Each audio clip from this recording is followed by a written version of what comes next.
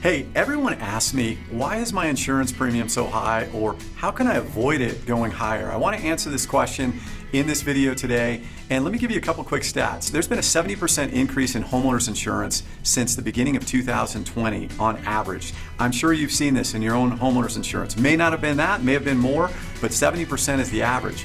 Furthermore, the percentage of your total mortgage payment that makes up homeowners insurance has reached about 10% on average. That's at an all-time high.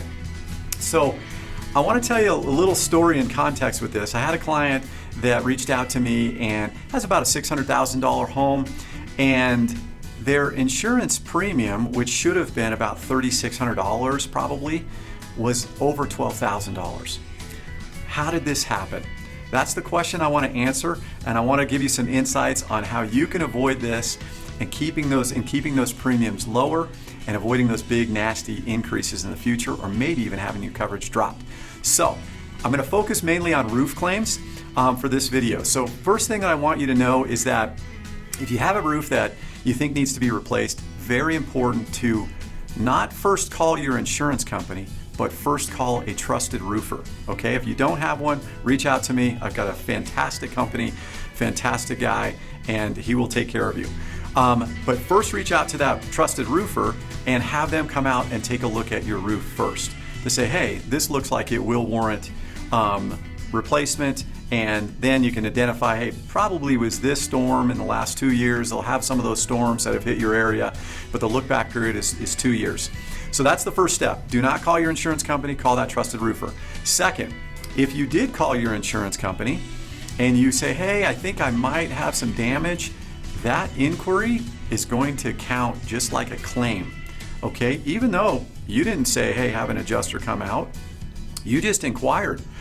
This is one of the values of having an insurance agent, that you could call them first and say, hey, I want to talk to you a little bit about this, okay? But hopefully you've already met with a roofer and you can avoid this. But if you didn't and you call into that insurance company and you say, hey, I think I've got some damage on my roof, and you place a claim and the adjuster comes out and then the adjuster says, there's really not enough damage here, that is going to go down as a claim. And I want you to think of claims as bad, because the claims are bad, okay? They will help you if you got a big catastrophic damage event, but if they're smaller things or just inquiries, it's really going to hurt, so be careful with that. Third, after you meet with this trusted roofer and you decide, hey, there's enough damage, and you actually call, you place a claim, the insurance adjuster comes out, you want to make sure that that insurance adjuster meets with your roofer at the same time, so that they can both talk about the damage on the roof together and come to the same conclusions, okay? So having that roofer there will be very helpful and influential. I would never allow an adjuster just to come out by themselves. Fourth, be very careful with claims, okay? Claims can be fine if you've got a major catastrophic event and it's tens of thousands of dollars, then of course, this is why you have insurance.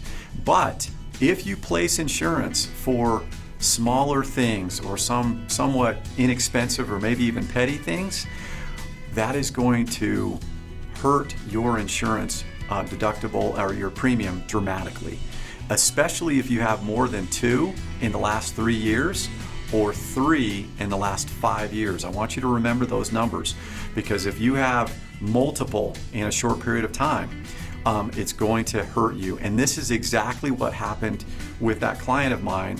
They had 3 claims in the last 2 years, and no insurance company wanted to cover them. Their own insurance company said, we'll do it, but guess what? Your insurance is now going to be 3 to 4 times what it should be.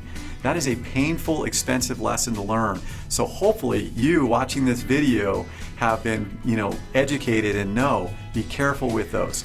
If your claim is less than $3,000, maybe even up to $5,000, you should really consider paying out of pocket for it. And I know that may sound weird, and you're going to tell me, hey, this is why I have insurance.